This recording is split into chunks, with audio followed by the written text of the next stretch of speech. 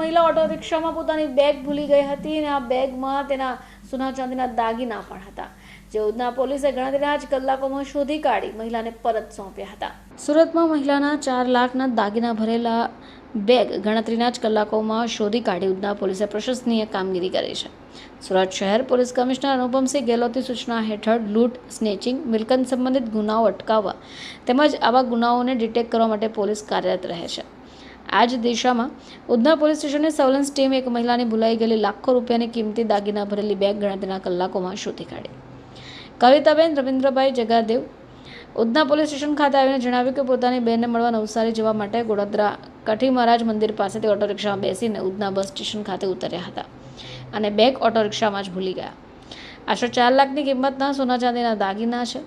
જોકે પોલીસે મહિલાની રજૂઆતને ગંભીરતાથી લઈને કાર્યવાહી શરૂ કરી દીધી. સીસીટીવી કેમેરા ચેક કરાયા.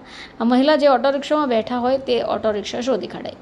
ગણતરીના જ સમયમાં મહિલાની ખોવાઈ ગયેલી બેગ અને તેના કિંમતી દાગીનાનો મુદ્દામાલ શોધી કાઢી કવિતાબેનને પરત અપાયો હતો. ઉધના પોલીસ સ્ટેશનમાં આવીને મારા બધા રકમા જ્યાં ગુમ થઈ ગયેલા હતા બધા મળી ગયા. અમે બહુ શુક્રિયા અદા કરતી.